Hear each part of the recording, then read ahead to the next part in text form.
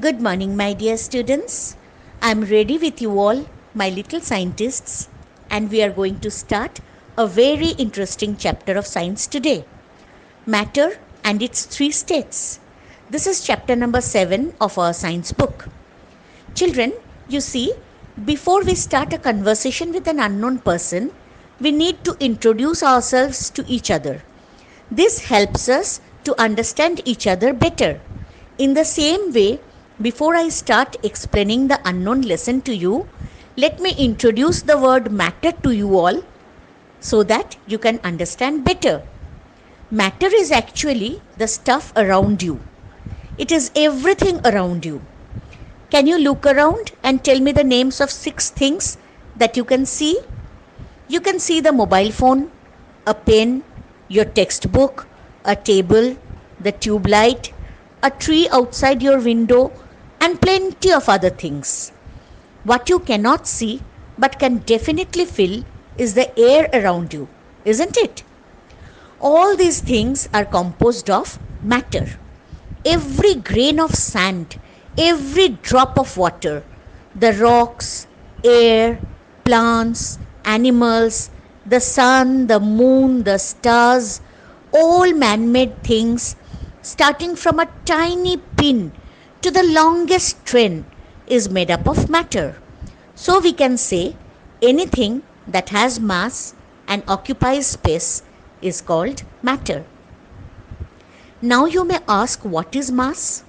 Mass of an object is the amount of matter contained in it. That is, the mass of a book is the amount of paper it contains. The mass of a steel spoon is the amount of steel the spoon contains, or how much steel the spoon is made of. Mass is measured with the help of a beam balance. We use the unit kilogram for measuring mass of an object. A small amount of mass can be measured in grams and milligrams. Now we come to the point that matter occupies space.